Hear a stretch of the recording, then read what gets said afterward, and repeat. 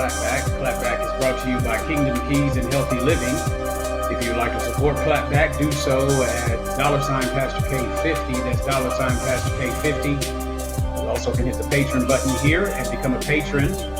When you support Clapback, you're helping to feed the hungry, clothe the naked, and build our communities. We're supporting Shriners Children's Hospital and St. Jude's Children's Hospital. And if you want to reach us, please do so at clapback770@gmail.com. Phone lines are open and the chat box is open. If you want to conversate with us and be a part of what we're talking about, make sure you share it, make sure you like it, and become a part of the Clapback Nation. We have a great show prepared for you on today. This is a pop-up session, the bait and switch. Let's get into it. Well, welcome. Good morning to everyone on today. Please make sure that you like this and make sure that you share it. I'm not going to be on here too long. This is a pop-up session. We're normally here Monday through Friday, and from 5 p.m. Central Standard Time. And so just wanted to come on this morning and deal with a couple issues. First, let me say, yesterday, there was a Jet Black Empowerment Pod-a-thon. Started yesterday morning at 9 a.m., went all the way through 2 a.m., and we had a great time on the Jet Black Empowerment. I'm not going to be on too long. I want to address an issue dealing with the old bait and switch. I had a conversation with someone, and I wanted to address it because you hear a lot of things as it pertains to accepting and taking responsibility.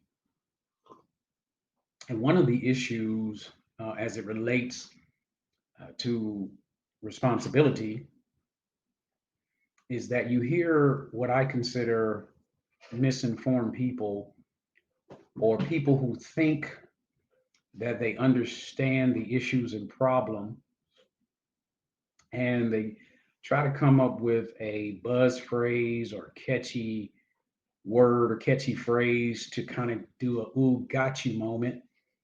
And two of the issues that you hear a lot as it pertains to the African American community is, number one, Black people played a role in enslaving its own people. And the other thing is Black on Black crime. And I've discussed this before, but thought it was prudent to come back on and discuss these two issues and deal with them, because in some ways they are misnomers and they don't take all of the facts into consideration. When you look at the statement alone, what it is intended to do is to remove the blame.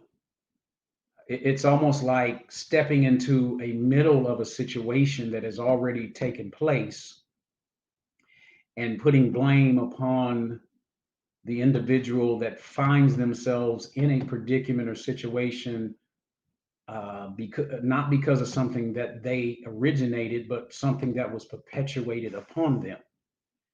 And as we talk about this, hopefully you will understand what we're trying to communicate to you, so that you can understand this whole concept. Because again, you have people, and even those of us in the Black community, we hear statements and we hear conversations, and before we think about it, we capitulate to these concepts, we capitulate to these ideologies, and we then take ownership of the conversation.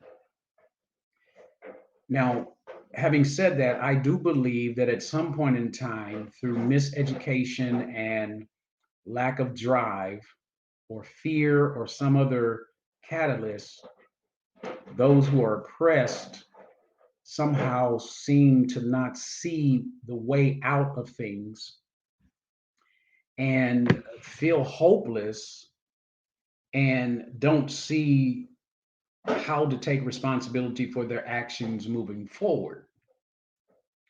I believe at some point in time we do have to accept the circumstances that we find ourselves in, and then come up and formulate a posture, a position, and a plan to address the issues and begin to work on those issues individually and collectively amongst ourselves and amongst allies. We have to be able to identify true allies. And in my estimation and in my opinion, in order to truly be an ally, the ally first must come to grips with, in some ways they become a traitor to their group to support righteousness. Because when you're born in an ideology and you're born in a system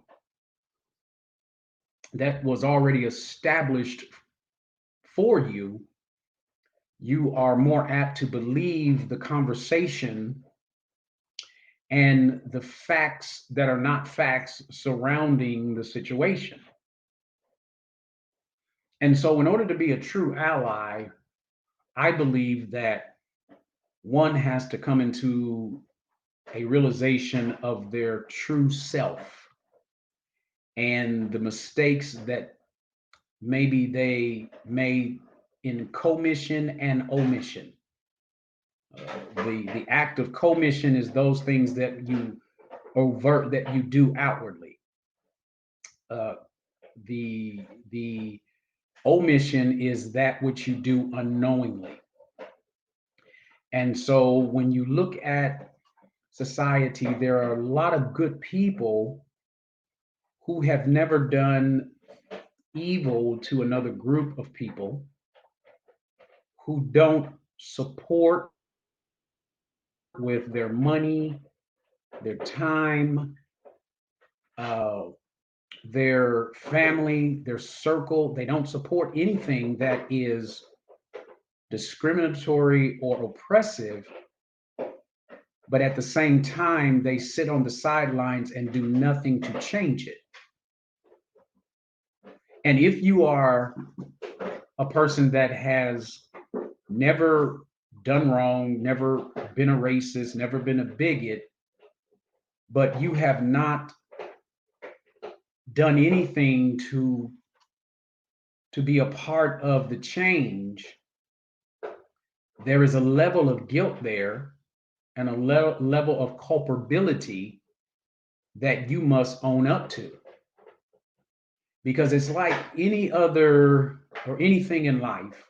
They tell you, those who are alcoholics or those who are addicted to drugs or sex or whatever they may be addicted to, one of the first things that they have to do is they have to admit 100% their uh, partnership with the destructive thing that they're trying to fight. So it's not enough just to say, I'm not racist. It's not enough to just say, I don't agree with the systemic racism. I don't agree with the persecution of Black and brown people. I don't agree with discrimination of any disenfranchised group. It's not just enough to say you don't agree with it, but there has to be some action at some level, even if you cannot fight specifically for a particular group. There has to be a general, what is the word? There has to be a general rebellion against the system that you're participating in one way or another, to have absolution. You see, you can't get absolution by just saying sorry without going through the process of repairing. So there has to be some type of repair that you're involved in. at some level, whether it's a financial repair, where you are supporting a cause, whether it is boots on the ground, whether it is influencing your own circle that you're involved with, whether it is teaching of your children and your family, whether it's calling out behavior when you're at dinner with your family on Thanksgiving and things are said that are racist or offensive. Whenever you hear certain phrases and certain speeches, there has to be some type of coming out against that, standing for something. It's not just enough to say, I don't agree with this game, so I'm going to go sit on the sideline and not play. But yet you sit on the sideline and you watch and you complain and you say, the referees are not calling the game right. The team is cheating. You can say all of those things. But if you bought a ticket and you're sitting in the arena and you're watching, then you're still supporting the oppression of disenfranchised people. So if there's no action to your outrage, then you have to begin to question yourself as to why. One of the most difficult things for us to do is to be honest with ourselves. It is hard for us to be honest with ourselves and to confront ourselves and to look in the mirror. You know how it is when you're getting dressed. You can see if you want to wear something so bad, you can stand in the mirror and see that there's a flaw to what you're wearing and yet convince yourself that it's okay because everything else is cool. You can have one spot on a shirt and you can see that one spot that's on the shirt and know that you shouldn't wear it, but yet because you want to wear it so bad, you can blind yourself to the spot. You think that you can hide it some kind of way that people won't notice it. But in human nature and psychology, there's something about it that our mind, even though we have convinced ourselves, there's something that still nags at our mind and reminds us that that stain is still there. And what we inadvertently end up doing is bringing more attention to that which we have capitulated to and said that wasn't a problem. Because our minds know that there's something wrong with what I have on. And it is the same way with anyone who is saying that they are part of a solution and they're not doing anything. They're just sitting on the sidelines and they're not rebutting. They're not entering into conversations. They're not doing anything to move the needle. If they're truly for the side of righteousness, then there is something that is within them that will not allow them to cover up the stain that is on them. Because you cannot fix the stain on your brother until you deal with the stain that is on you. You see, it becomes easy for us to divert our attentions to other people and to point out the wrongs of what we see others. You know, the proverbial quote or saying, be careful when you're pointing your finger because you've got three coming back at you. And in actuality, that is a true statement. So when you're pointing at someone else, you have to make sure that you are pointing all of the fingers in the directions of the other person, because you've already cleaned and pressed out your outfit and there's nothing that can be found on you. So I want to deal briefly with these two statements and I'll let you go. So make sure that you share this, make sure you follow this. So let's deal with the first issue. So I was in a conversation with someone and they were talking about slavery. And you could tell that the person wasn't interested in coming to some type of understanding of the effects of slavery and how horrible it was. and wanted me to agree with them and to give them some absolution. So the statement was made, well, what about the fact that it was other blacks that enslaved black people and sold them to the white person? And again, I say that when you take the narrative that is given to you from history and you run with it without sitting down and vetting the thought out, it might sound reasonable to you, and you may think that you have a way out. So the question that I asked him, when these Africans were enslaving black people, you do realize that the Europeans that came to enslave the black African, they had guns. They had guns. So the question you have to ask yourself is, was it really a voluntary thing for these chiefs and these Africans to go out and catch other Africans in their villages and sell them to the white man? You got a gun stuck in your face, and you're told, go out and get other Africans and bring them in chains so that we can take them across the waters and enslave them. So you have a situation where a man is faced with being shot, because now when you look at history, Africans didn't have guns. They didn't have guns. They had spears and knives and other things. So when the white man came with fire, as they call it, or as they called it then, when the white man came with fire, these blacks saw that they were defenseless against this new powerful thing that could instantly take a person's life. This bred fear into the hearts of Africans. To see a body dropped because this fire that came out of this machine that they had never seen before. And I guess the best way to help you to imagine it, if you're a Trekkie, you know, that's Star Trek.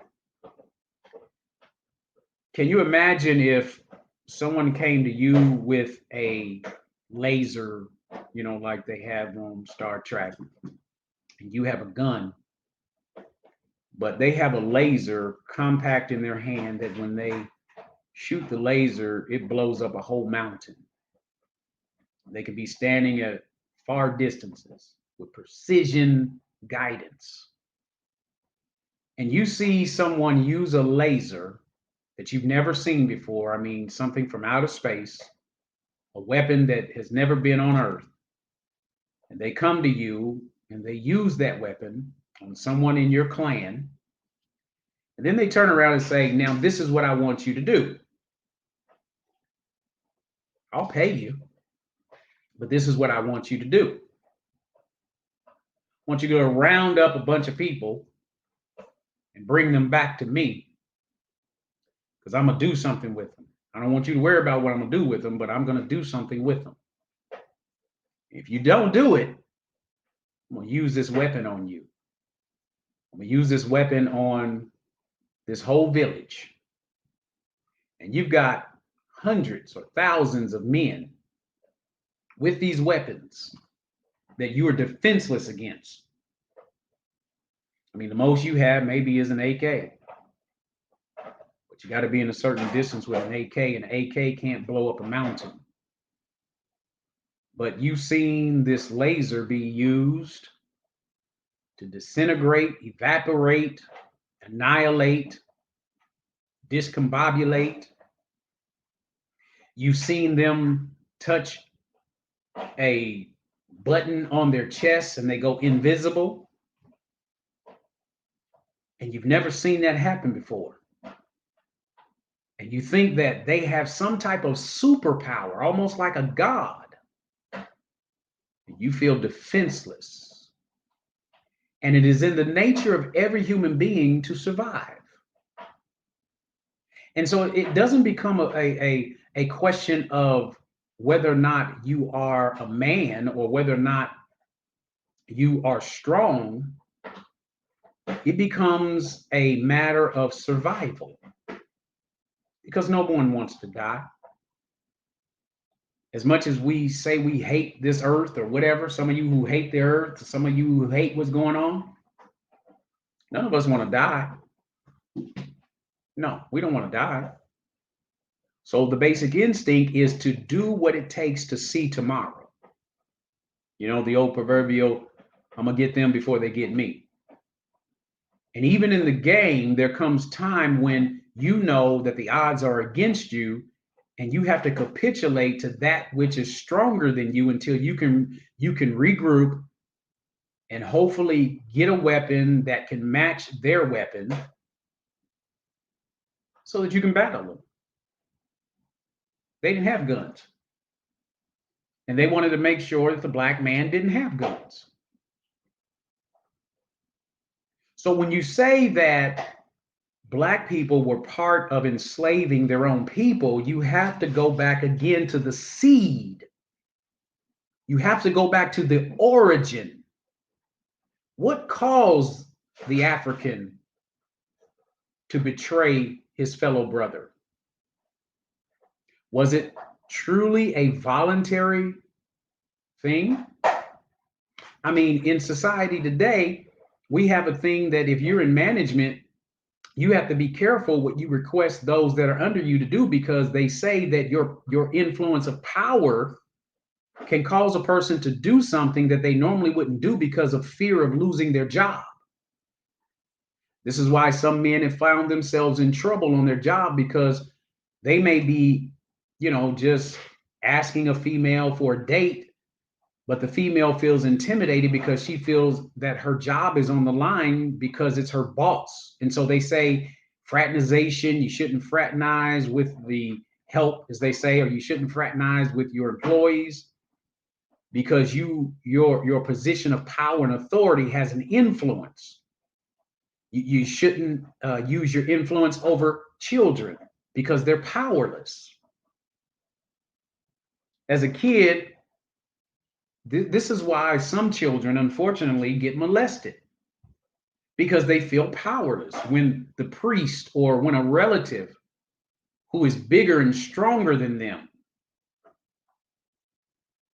tells them, you better not say anything to anybody, because if you do, I'm going to hurt your father. I'm going to hurt your mother. I'm going to hurt your sister. I'm going to hurt your brother. I'm going to hurt you. You can't tell anybody, because if you do, everyone's going to be mad at you because you're going to break up the family. So when that young person capitulates and allows themselves to be abused, do we then turn around and say, well, you had a hand in your abuse? That's asinine. Because even if the child willingly does it and then they turn out to be destructive in their life because they don't know how to deal with the tragedy that just happened to them, they become promiscuous, they become depressed, they become victimizers themselves, because they're living with that guilt, they're living with that pain. And now society wants to turn back and say, well, instead of giving them help, let's blame them for putting themselves in that position because they should have told someone. And it's easy for the person that has not been abused to tell the person who's been abused what they should have done. You should have told somebody, is what they say. But you're not experiencing the fear and the pain and the confusion and the frustration that individual is feeling. A sense of hopelessness, a sense of no way out, a sense of locked in, a sense of forced to do something. And then the victimizer always says, well, they didn't have to do it. But if the result of not doing what they were forced to do could have meant additional harm to them. And again, our base nature is to survive, to get through another day and hope that tomorrow will be better. But in actuality, better never comes, because now I'm forced to deal with the guilt and the pain and the punishment that I inflict upon myself.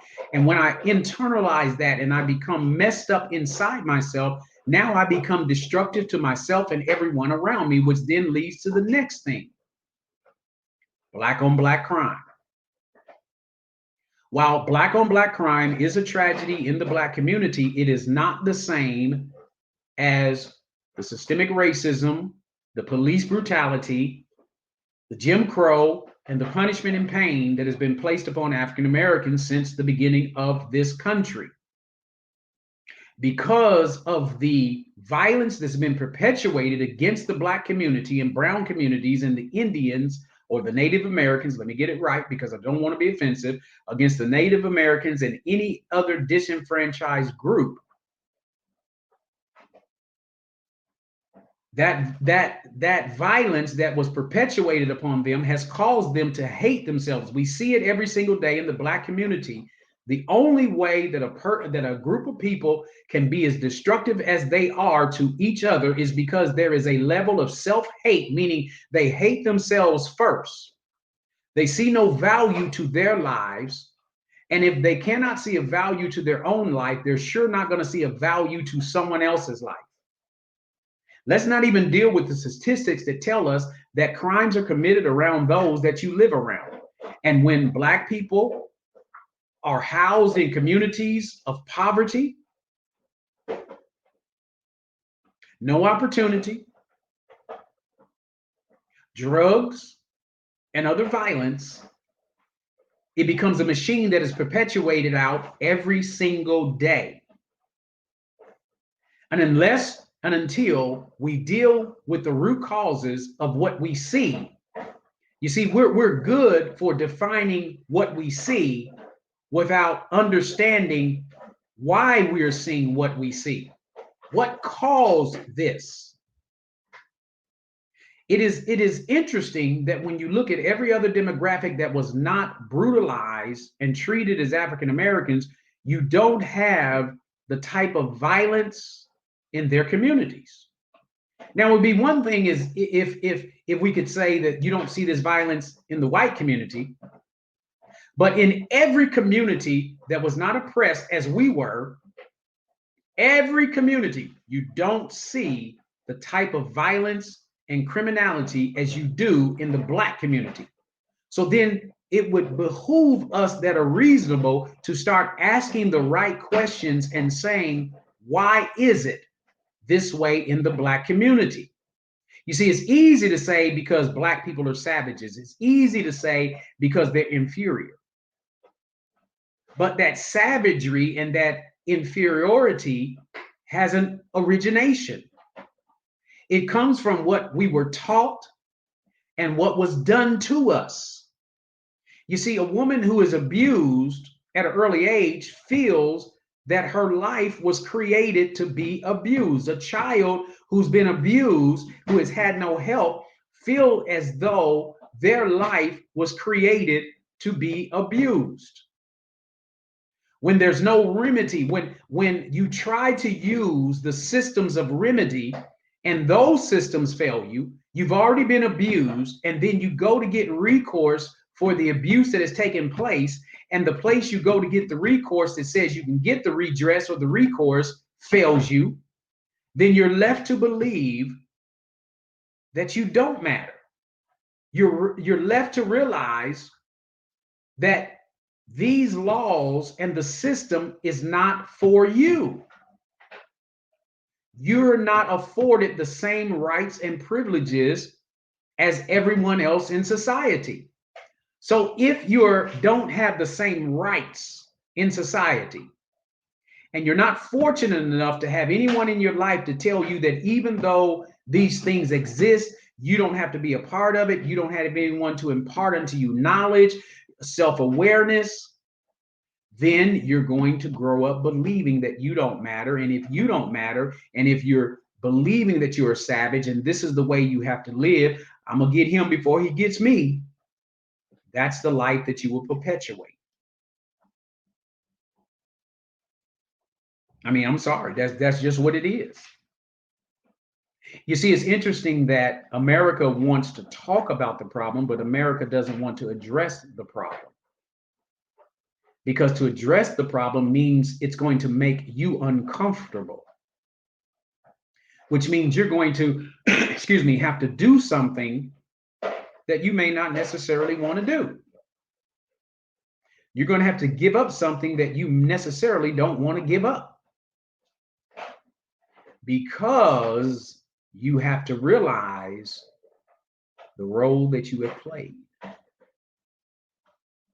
And it's amazing how, and I don't blame, in some ways I don't, it frustrates me, but when I really stop to think about it, I really don't blame the Candace Owens and all of these other people, because within abused people, broken people, because they're broken, sometimes they think in order to minimize their pain, they have to try to do whatever they can to hopefully satisfy the oppressor so that the oppressor will ease up on them. Because again, the number one rule, we all want to survive. And while those of us who are fighting the cause, we look at people like Candace Owens and other people in the Black community, the young lady that's out painting over Black Lives Matter and being a spokesperson, the Diamonds and Silks of the world, all of these people. Paris, I forget his name, I forget his last name. There used to be a commentator on CNN who's a Trump supporter. You see these individuals, and you really have to look at, why do they say the things that they're saying? Why can't they see the oppression? Why can't, and this goes again back to slavery. When the Black or the African was fortunate enough to be selected to work in the house, his conditions were different. His or her conditions were different. And because their condition was different, they wanted to do whatever they could to make the master happy. Because in many cases, these people who were in the house, they were like supervisors over those in the field. So those in the field are the ones that are picking the cotton and the tobacco and got the sun beaming down on them and got taskmasters over them whipping them because they're not working fast enough. And so they're feeling the brunt of the pain. But in the house, because when the master brings over friends, he doesn't want his house Negroes to have lashes on them and to have destroyed bodies. They want a representation or presentation. And so the house Negro is saying, hey guys, if y'all just do what we're doing, maybe massa ease up on you, because they're trying to survive. So they feel that becoming an ally with the oppressor will bring relief to them and possibly other Blacks, not knowing that the massa hates you. And it doesn't matter how nice you are to massa. When massa is ready, he can still rape you. He can still beat you. He can still demote you and put you out in the field. He's still not going to let you read or write. He still doesn't look at you as a full man. I don't care if massa has a drink with you, talks with you, takes you to the market with him, puts you in finer clothes, lets you eat the scraps from which they eat from. At any given time, massa can turn on you. And we've seen it time and time again. Where's Diamond and Silk? And the same thing will happen to Candace Owens, and the same thing happens to every African American that aligns themselves with the oppressor. When they are done with you, they will throw you away. They're not going to fight for you. It is amazing um, when you think about what happened with George Floyd, and prior to what happened with George Floyd, Minneapolis. If you do some research on Minneapolis and their police department, two incidences come to mind. Now, the first incident that comes to mind is, the NRA is always fighting for the rights of gun owners. Even in the NRA, they say that the terrorists have a right to a gun because everyone has a right to a gun. But follow this now. They're on record saying that even they stand for the right of the terrorists to have a gun. And every lawful gun owner should be afforded all of the rights. But when Phileo Castro, and I think I'm messing up how to pronounce his name, and before I talk about him, they talk about obeying the police as though we're children. It's like when a cop stops you, you lose all your rights. Just do what the police says. Just if you do what they say, then you won't get shot. And I was watching TYT, and they were showing during the time that Phileo Castro was shot, they were showing videos of the difference of how police officers respond with white people with guns opposed to blacks. One of the ones they showed was a man that was standing out in the middle of the road with a machine gun, and how the cops, when they came, they were talking about, "Hey, buddy, can I just talk to you for a moment?" Had a lot of police there. They were like, "Hey, we don't want to take your rights away," because he's saying he's a lawful gun owner. Don't question. Because remember, we're told to shut up and just obey when the police come. And don't argue with the police. But here, this gentleman is arguing with the police. He's calling them stupid. He's calling them idiot. He's got his gun out. He's in the middle of a busy street. They pull up and they're like, "Buddy, can we just talk to you?" They never pull a gun. Never once do they pull a gun. They talk to him softly as he's yelling at them. He then, after about an hour or so, lays his gun down. He sits down on the ground. And he puts his rifle next to him on the ground. The police still don't pull their guns. None of them have a gun pointed at him. This is after like an hour or so of him calling them out of their names and yelling and screaming. They tell him, "Well, we're going to walk up to you." And one person walks up, not a whole group of people. And all the other cops are just standing around. Nobody has their gun. Cop walks up to the guy very slowly, picks up his rifle, disengages the rifle, bends down and sits down next to him and say, "Talk to me. What's going on, guy?" Then they play a clip of an unarmed black guy. And as soon as they get there, they roll up, jump out the car, and immediately start shooting. So you can't say that there's not a difference in how they police us. But anyway, the NRA talks about gun rights for everyone. Public says just obey the police. Now, the officer tells this man, first, the man tells the officer, "I'm a licensed gun owner. I have my permit and I have a gun in the car." The officer then tells him to get his ID out.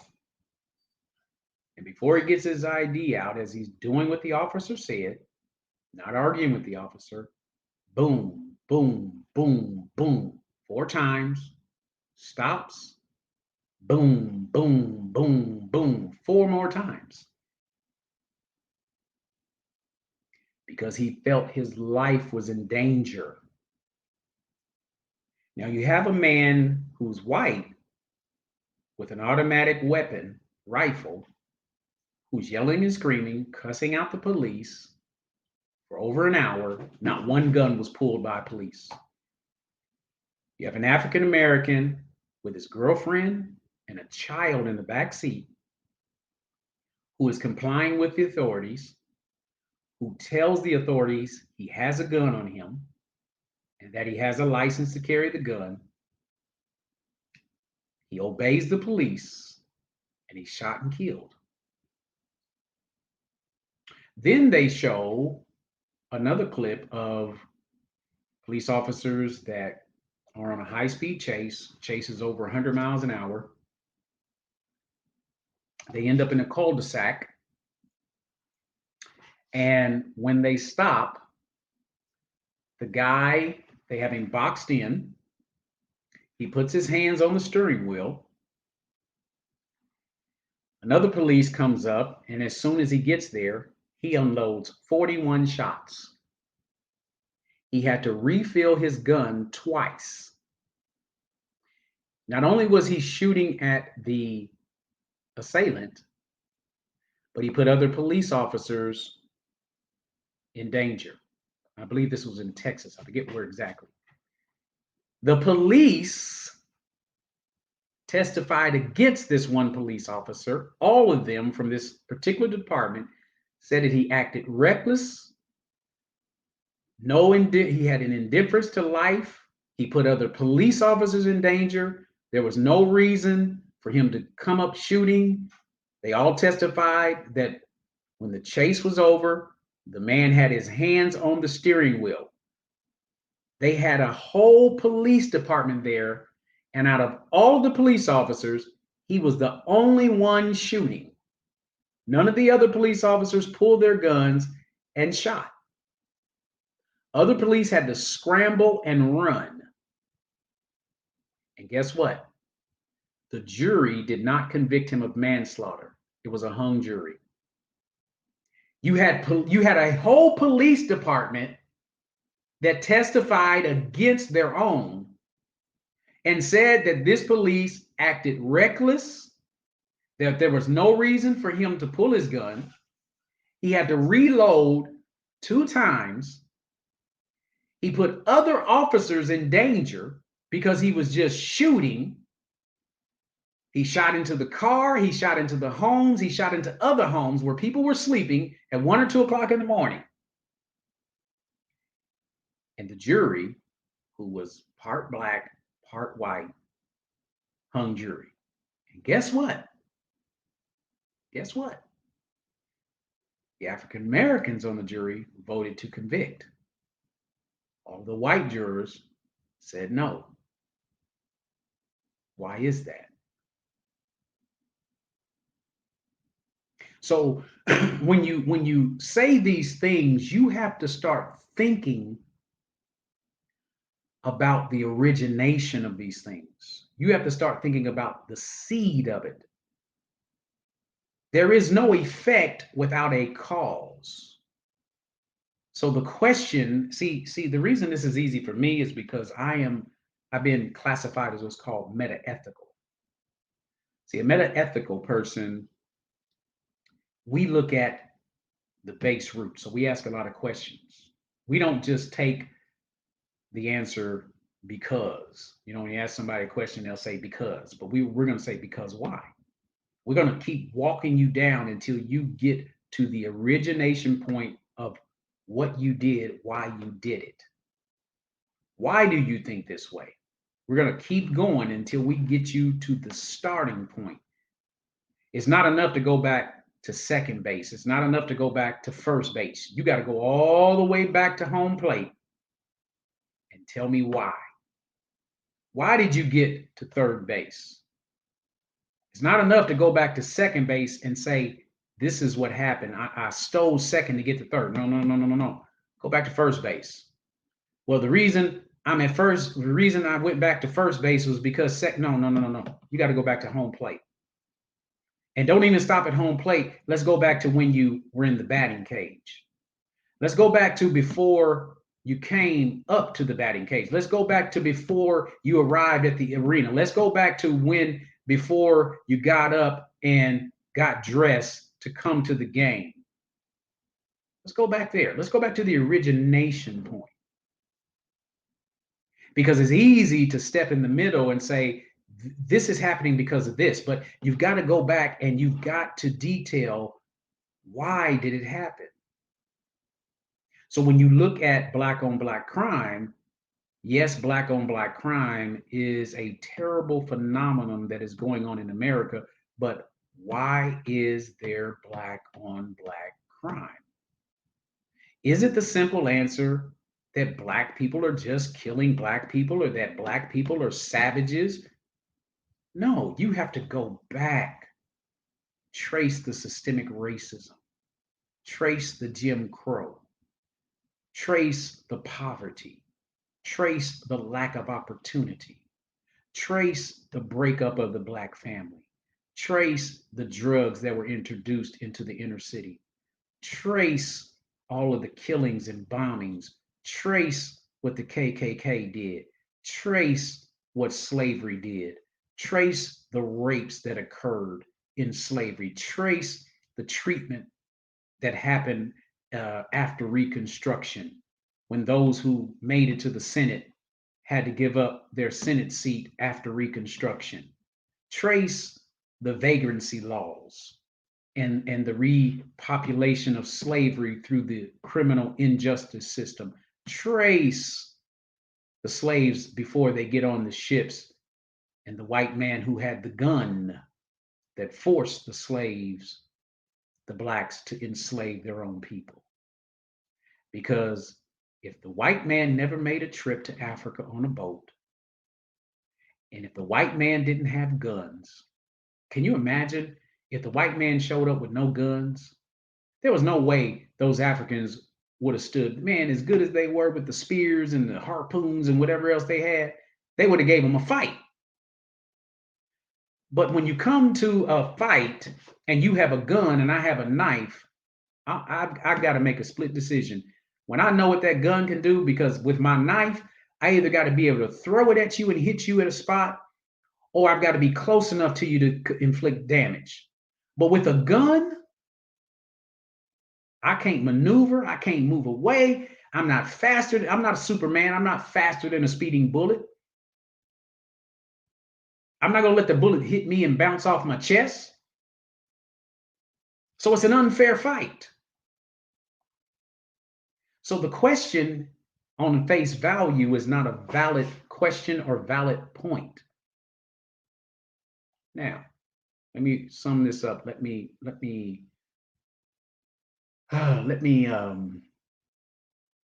talk about now. Having said all of that, what needs to happen in the Black community is those of us that are mentally fit, those of us that are spiritually in tuned, those of us that have educated ourselves with real education, it is time for us to stand up. Because again, you have to ask yourself the question, when people say blacks had a part in enslaving, what's up, my friend? Thank you. When people say blacks had a part of enslaving blacks, you gotta stop them. Because again, when these white people came over on ships, they had guns pointed at their faces. All the Africans had were spears. And if I say to you, go round up other villages, or I'm going to take this, as they called it because blacks had never seen guns before. So they called it fire, this fire. And when they saw them use the guns, they knew they were outmatched. So if I, as an oppressor, have something that you've never seen before, that I show you that I have the power over you, we want to survive. So if I'm an African chief and you come and you point a gun at me, and I just saw what you did to the man standing next to me with this gun, and you say, go round up some people in the village and bring them to me, put them in chains and stocks, because I want to survive, I'm going to do that. But had they came over on those ships without those guns, and you come up to me telling me to do something, and I know you don't have a gun, I got a good chance of fighting. So don't let people off the hook. And when they start talking about black on black crime, you have to go back to the inception of why black on black crime exists. But let me finish up and say this, and I'm done. Now, those of us who are strong minded, those of us who have educated ourselves, those of us who know the truth, it is time for us to stand up and start teaching our black people and anyone that will listen how to fix our problems. We know the cause of it. Now we have to take responsibility, as we say with the Jet Black Empowerment, each one reach one, teach one, and I forget the other the last one. But what we have to do now is we have to start influencing everyone in our community. Your community are the people that you hang around. You got to start teaching young black brothers, pull your pants up. You got to start teaching young women the preciousness of their body, teaching black men to respect themselves so they can respect the women, teaching black men that I don't care how many baby mamas you have, make sure you're taking care of your children. Get the education, start working and getting jobs and start fixing. So we have a responsibility in it as we point out to those who put us in this situation what they've done. Once we point that out to them, now we have to work from within to fix our problem. You cannot expect legislation to change the heart of men. Only God can do that. And you cannot expect a person that hates you to want to fix the problem. And if you're going to have allies, the allies, before they can become a true ally, as I said in my closing, you may have never been racist. You may have never used the N word. You may hate the injustice that you see. But if you stop playing the game because you say the refs are not calling the games right, and all you do is leave the game and go sit on the sidelines to watch, but you don't do anything to change it, you still are not an ally because you have got to do something to change it. It's not enough to just acknowledge it. You have to do something to change it. And that something could be as simple as sitting around the dinner table at Thanksgiving when someone says something off the cuff about another demographic, that you correct them and tell them why they're wrong. If you sit by quiet and you just internally disagree with it, but you don't correct it, you're no better than the person that said it or is doing it. It is time to stop letting people off the hook. Do not pat yourself on the back because you hate the social injustice that you see, but you do nothing about the social injustice you see. If you're benefiting from it and you know others should be benefiting from it and you don't do anything about it, you're no better than the person that is inflicting the oppression on people. And this goes for black people. This goes for if you can stand by and I'm a Christian. I believe in God. So I don't believe in the homosexual life, but I believe in the right of every person to live as a human being and let them sort that out with God. I don't believe in discriminating against homosexuals. I don't believe in discriminating against any group of people. And so whether I am, thank you, sir, whether I am helping financially, whether I had a friend, a pastor friend, and I told y'all this before, had a pastor friend. He has he's black. He has a predominantly white church. One day we were talking on the phone and he said, man, that cracker. And I said, ho. I said, let me ask you a question. I said, you told me this guy was your friend. I said, if he was around today, would you call him a cracker? He said, absolutely not. I said, so why do you feel comfortable saying that to me? You see, you got to start checking people. If we're going to sit up here and say for white people it's not proper to use the N word, I've been asking God to help me to quit calling my brother nigga. And here's a part of disinformation. I promise I'm done. I said this last night in the podathon when I was questioning somebody. We just take what we hear as facts. Now, on the one hand, we say we have taken the word nigger and we've made it a term of endearment that, it's kind of like, that's my brother, my nigga.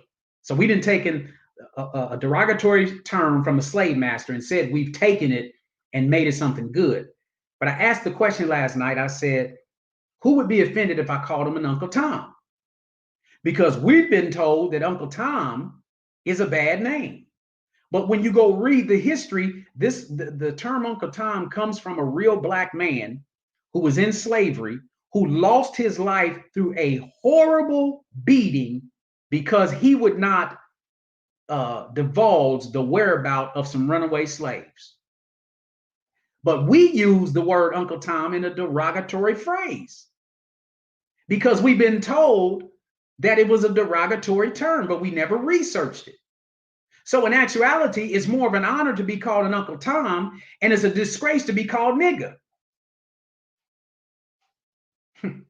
Education, my friends, education. Hey, I want to thank everybody for tuning in today. We do appreciate you, everything that you do. Hey, please continue to support Clapback. This was a pop-up session. Normally we're on Monday through Friday at 5 p.m. Central Standard Time. If you'd like to support us, please do so at Cash App, Pastor K50, or you can hit the Patreon button on here on the Podbean. You can email me at clapback770@gmail.com. Hey, have a blessed Sunday. Get ready for your Monday. God bless you.